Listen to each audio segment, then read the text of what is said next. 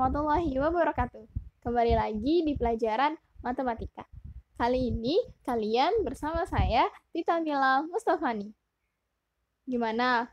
Kemarin sudah paham materi eksponen, bentuk akar, dan logaritmanya kan?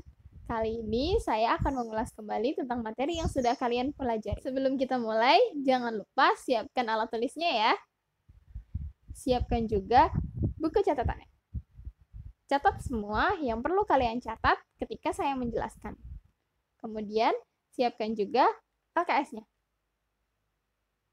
Dan yang terakhir, jangan lupa buku paketnya. Oke, sudah siap untuk belajar hari ini? Yuk, kita mulai.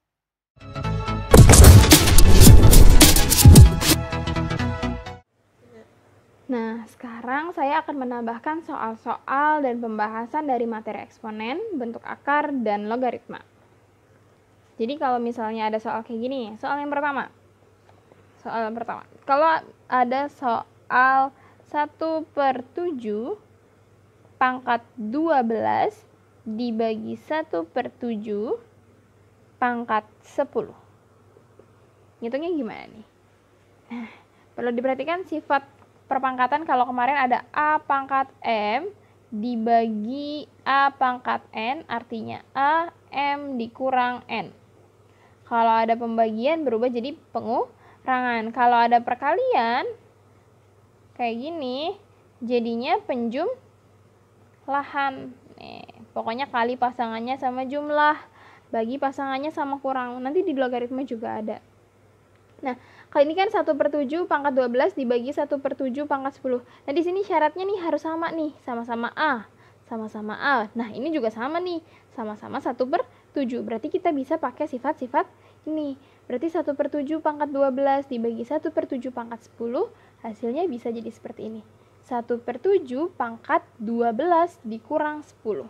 Karena dia pembagian, maka kita kurang pangkatnya. Hasilnya adalah 1/7 pangkat 12 kurang 10, 2. Kemudian gimana cara menghitung pecahan yang dipangkatkan? Kalau ada A per B dipangkatkan M, maka hasilnya adalah A pangkat M per B pangkat M. Atasnya dipangkatkan, bawahnya dipangkatkan. Berarti yang ini juga atasnya dipangkatkan, berarti 1 pangkat 2. Per 7-nya juga dipangkatkan, 7 pangkat 2. Hasilnya 1 pangkat 2 artinya 1 kali 1, yaitu 1. Per 7 pangkat 2 artinya 7 kali 7, bukan 7 kali 2. Hasilnya berarti 49. Maka R pangkat 4 dipangkatkan 5, dibagi R pangkat 7 dipangkatkan 2. Dibagi R pangkat 4 dikali R pangkat 5. Nah, rumit nih. Jadi ini ada banyak banget sifat eksponen yang harus kalian tahu. Yang pertama, ada R pangkat 4 pangkat 5. Kalian harus selesaikan dulu. Kalian masih ingat dengan sifat A pangkat N dipangkatkan lagi dengan M. Maka hasilnya adalah A pangkat N dikali M. Pangkat yang dipangkatkan nanti dikalikan. Berarti ini nanti akan dikali. Berarti jadinya R pangkat 4 kali 5, seperti itu, dibagi R pangkat 7 kali 2 per, kalau ada perkalian, jadi ditambah R pangkat 4 dikali R pangkat 5. Maka hasilnya jadinya R pangkat 4 ditambah 5. Berapa nih? Jadinya R pangkat 4 kali 5, 20, dibagi R 7 kali 2, R pangkat 14, per R pangkat 4 tambah 9, 4 tambah 5, yaitu R pangkat 9. Sekarang yang ini, R pangkat 20 dibagi R pangkat 14. Kalau pembagian berarti pangkatnya nanti jadi pengurangan. Maka R pangkat 20 dikurang 14 dibagi R pangkat 9. R pangkat 20 dikurang 14. 20 kurang 14 berapa? R pangkat 6 per R pangkat 9. Nah, ini pembagian. R pangkat 6 dibagi R pangkat 9. Kalau pembagian tadi apa? Dikurang. Maka jadinya R pangkat 6 dikurang 9, yaitu R pangkat min 3. Selesai. Jadi hasil dari R pangkat 4 pangkat 5 dibagi R pangkat 7 pangkat 2 dibagi R pangkat 4 dikali R pangkat 5 hasilnya adalah R pangkat min 3. R pangkat min 3. Itu. Sekarang kita ke soal-soal pembahasan yang ketiga. Pertanyaannya adalah 4 akar 3 ditambah 2 akar 3 ditambah akar 3.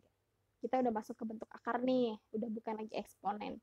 Nah, gimana nih caranya? Yang perlu kalian perhatikan adalah angka yang ada di akar-akarnya dulu. Nih, sama semua nggak? Sama kan ya? Sama-sama akar 3. Kalau sama-sama akar 3 gini, gampang. Angka yang di depannya tinggal ditambah-tambahin aja. Ini ada angka berapa? 4. Ini ada angka berapa? 2. Terus di sini ada angka berapa? Nggak ada angkanya. Kalau nggak ada angkanya artinya adalah 1. Terus di sininya dikasih akar 3 karena semuanya sama-sama akar 3. Jadinya 4 tambah 2, 6 tambah 1, 7. Jadi 7 akar 3. Selesai. Beda lagi kalau misalnya akarnya beda. Misalnya ada gini. Yang keempat misalnya ada gini. Ada 4 akar 3 ditambah 2 akar 3 ditambah akar 5. Kayak gitu gimana? Nah, yang bisa kita jumlahkan yang hanya akar 3-nya aja nih. Jadi 4 ditambah 2 dikasihin akar 3. Ditambah akar 5. 4 tambah 2, 6. Akar 3-nya diajak. Ditambah akar 5. Udah selesai. Dia nggak bisa dihitung. Kenapa? Karena akarnya berbeda. Kalau akarnya sama, angka depannya aja nih tinggal kalian jumlahkan atau kalian kurangkan. Seperti itu. Oke, sekarang kita masuk ke soal-soal pembahasan yang kelima. Soalnya adalah akar 72 ditambah akar 2 ditambah akar 98. Biasanya kalau ada angka-angka akar kayak gini, soalnya gini, sederhanakanlah bentuk akar gitu. Sederhanakanlah biasanya gitu. Nah, ini berarti kenapa disuruh sederhanakan? Karena di sini angkanya masih besar-besar banget nih. Jadi kita harus sederhanakan. Ini udah masuk ke bentuk akar nih. Nah, gimana caranya? Langkah pertamanya tuh biasanya kita perhatikan dulu mana angka yang paling kecil. Nah, di sini ada angka yang kecil nih, yaitu akar 2 sendirian. Biasanya kalau ada angka yang sendirian ini, maka di sini nanti jadi perkalian 2 juga. Di sini jadi nanti ada dikalikan 2 juga. Bisa kita ubah jadi kayak gini. Gitu. 72. Di sini kita ubah jadi dikali 2. Berapa? Yang kalau dikali 2 hasilnya 72. Sama aja kayak 72 dibagi 2, yaitu 36. 36 kali 2 itu 72. Gitu.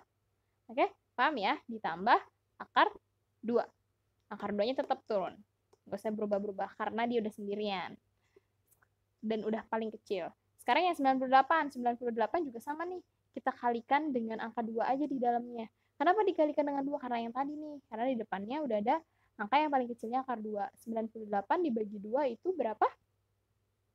49. Nah, kalau udah seperti ini baru bisa dikerjakan.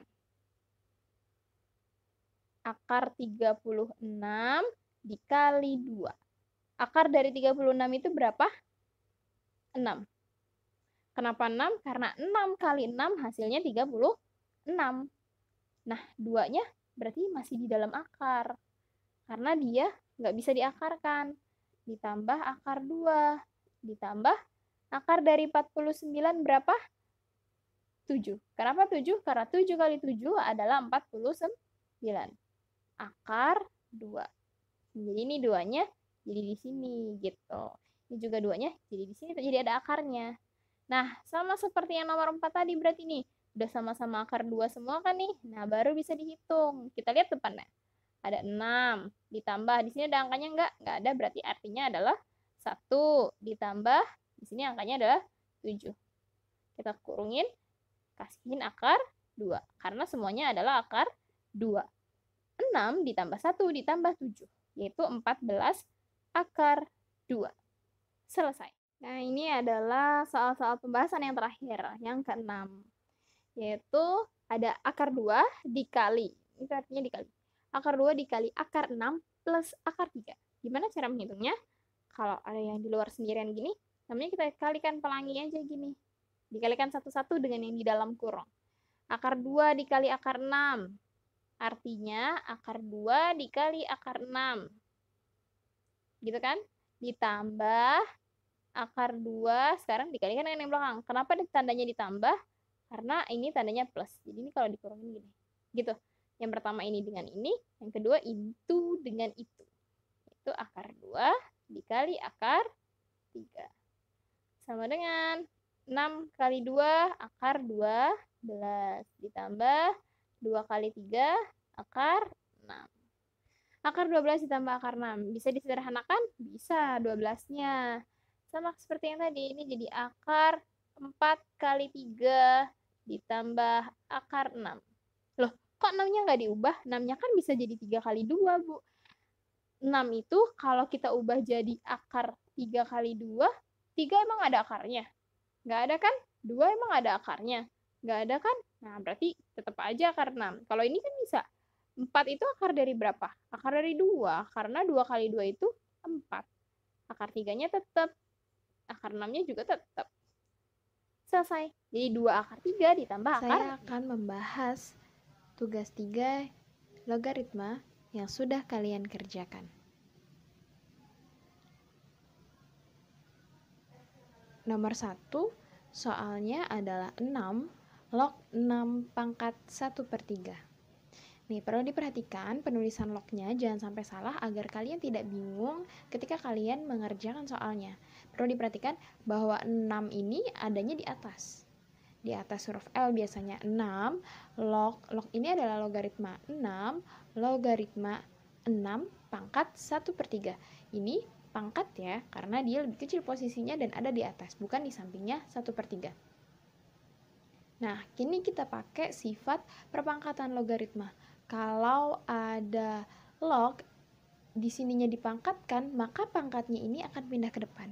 Maka hasilnya jadi seperti ini. 1/3-nya jadi ada di depan. Nih, 1/3-nya jadi ada di depan.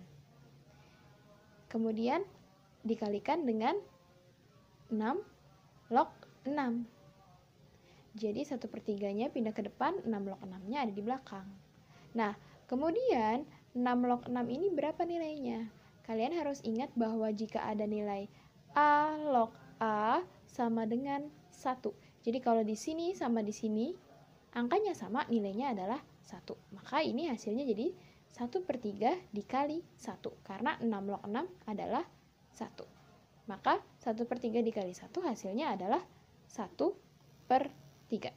Ini pembahasan nomor 1. Oke, sekarang kita bahas yang nomor 2. Nomor 2 kemarin soalnya adalah tentukan nilai dari 2 log akar 2 ditambah 2 log akar 8.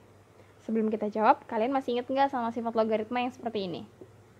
A log B ditambah A log C sama dengan A log B dikali C. Masih ingat? Sama nih kayak eksponen nih. Jadi kalau ada logaritma yang dijumlahkan, maka hasilnya adalah nanti dikali. Dengan syarat nih, yang di atasnya harus sama. Sama seperti eksponen kemarin. Nah, jadi di sininya harus sama. Nah, kita lihat kembali lagi ke soal nomor 2. Soal nomor 2 adalah 2 log akar 2 ditambah 2 log akar 8. Perhatikan di atasnya. Di sini sama kan ya? Sama-sama angka 2. Berarti bisa menggunakan sifat yang ini. Berarti jawabannya gimana?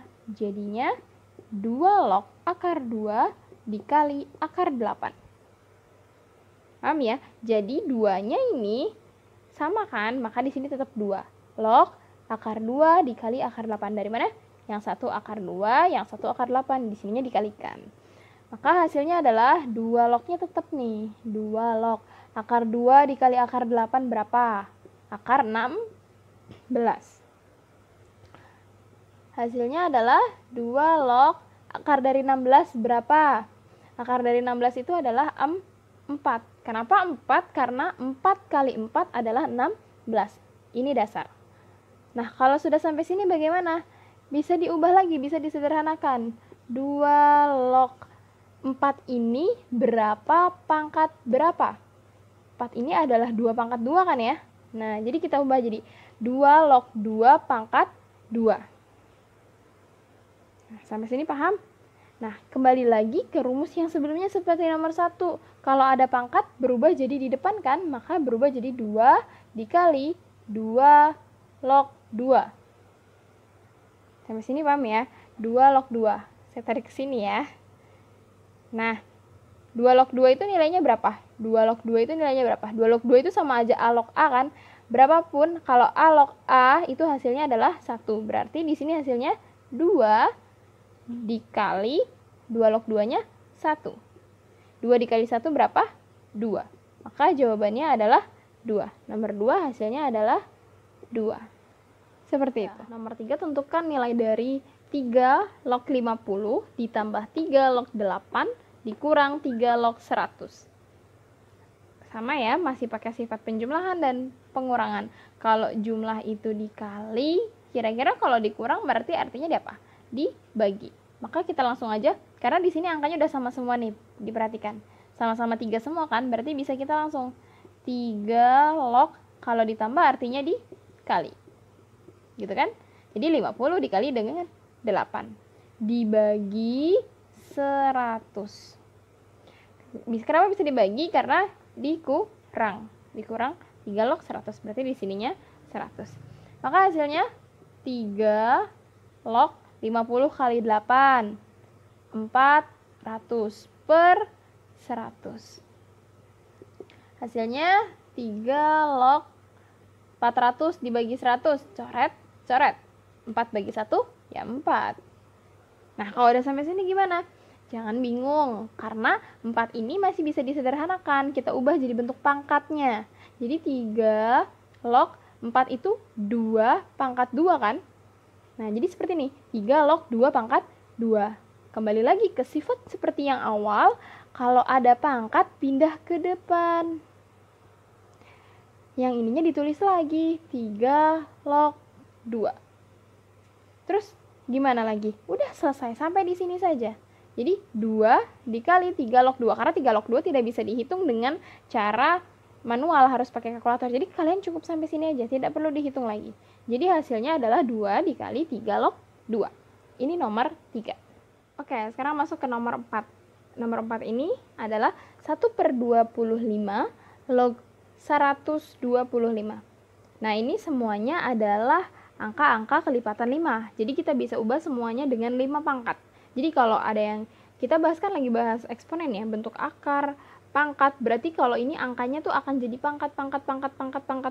Jadi kalau ketemu angka-angka kayak gini jangan bingung. Oh, 25 sama 125 itu kan kelipatan 5, berarti dia akan jadi 5 pangkat, seperti itu. Nah, sekarang yang pertama yang kita ubah adalah yang 1/25-nya dulu nih, kita ubah nih. 25 itu kan 5 pangkat 2 ya, berarti bisa kita tulis seperti ini. 1/5 pangkat 2 log. Nah, 125 itu 5 pangkat berapa? 5 pangkat 3. Gitu kan? Nah, sekarang kita ingat-ingat lagi sifat eksponen yang kalau bentuknya pecahan. Supaya nggak jadi pecahan gimana nih? Masih ingat kan sama sifat yang kayak gini? 1/A pangkat M sama dengan A pangkat min M. Nah, jadi 1 per pindah jadi ada minnya. Berarti kalau ini berarti jadi 5 pangkat min 2 log 5 pangkat 3. Ya kan? 5 pangkat min 2 log 5 pangkat 3. Nah, kalau udah masuk kayak gini, ingat lagi sama sifat logaritma yang kayak gini nih.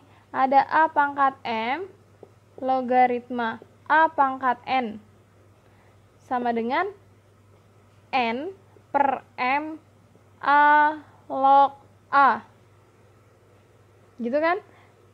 A pangkat M per log A pangkat M log A pangkat N. Jadi yang ini pangkat taruh di atas, yang ini taruh di bawah. Jadi N per M. Berarti kalau yang ini gimana? Berarti yang ini jadi di atas. 3 per min 2. Di sininya 5 log 5. Gitu. Ini kali. Jadi 3 per min 2. Sama aja kayak min 3 per 2. 5 log 5 berapa? 1. Hasilnya jadinya min 3 per 2. Ingat ya, 5 log 5 itu kenapa 1? Karena ada sifat logaritma yang mengatakan bahwa jika A log A hasilnya adalah 1. Itu harus dicatat. Maka hasilnya adalah min 3/2. Akhir soal nomor 5. 625 log 1/5. Sama dengan yang nomor 4 tadi, bahwa 625 dan 5 ini adalah kelipatan 5. Berarti akan kita ubah menjadi 5 pangkat. Tapi bedanya sekarang pecahannya ada yang di sini nih. Kalau tadi ada di sini, sekarang ada di sini. Sebenarnya sama saja. Kita harus mengubah semuanya menjadi perpangkatan dulu. 625 itu berapa pangkat berapa? 5 pangkat berapa ya? Kenapa langsung berpikir 5? Karena 625 itu 5 pangkat perkalian 5. Kelipatan 5. Jadi 625 itu adalah 5 pangkat 4. Bisa kalian coba hitung. Logaritma 1/5. Masih ingat yang tadi kan? Jika ada 1 A pangkat M, maka hasilnya adalah A pangkat min M. Gitu kan? Berarti kalau ini kan 5-nya ini kan gak ada pangkatnya. Artinya dia pangkat 1. Berarti berubah jadi 5 pangkat min 1. Sampai sini paham ya kenapa 5 pangkat min 1? 1/5 ini kan artinya 5 pangkat 1 nih. Karena ada sifat yang ini, maka dia berubah jadi 5 pangkat min 1. Terus kembali lagi ke sifat yang tadi sama A pangkat M log A pangkat N. Sama dengan N per M A log A. Yang ini di atas, yang ini di bawah. Berarti kalau yang ini di atas min 1 per ini di bawah 4. 5 log 5. Yang ini di atas, yang ini di bawah. 5 log 5, 5 log 5 berapa? 1. Berarti min 1/4 dikali 1. Sama dengan min 1/4. Ini adalah hasilnya. Perlu diingat, jadi nih harus diingat-ingat nih kalau ada angka yang sama kayak gini langsung. Oh ini 1, oh ini 1. Kalian harus ingat itu. Bahwa 5 log 5, 6 log 6, 7 log 7 hasilnya adalah 1. Oke, itu adalah pembahasan dari soal-soal eksponen, bentuk akar, dan logaritma. Silahkan dipelajari kembali dan dicatat ya apa yang sudah saya jelaskan. Kemudian silakan cek tugasnya di e-learning. Jangan lupa dikerjakan dan dikumpulkan sesuai dengan waktu yang sudah ditentukan. Di lembar jawabannya jangan lupa diberi nama dan kelas ya agar tidak tertukar dengan teman yang lainnya. Terima kasih sudah menyimak videonya. Sampai ketemu di pertemuan berikutnya. Tetap semangat belajar dari rumah. Terima kasih. Mohon maaf banyak kesalahan. Assalamualaikum warahmatullahi wabarakatuh. Sampai ketemu nanti.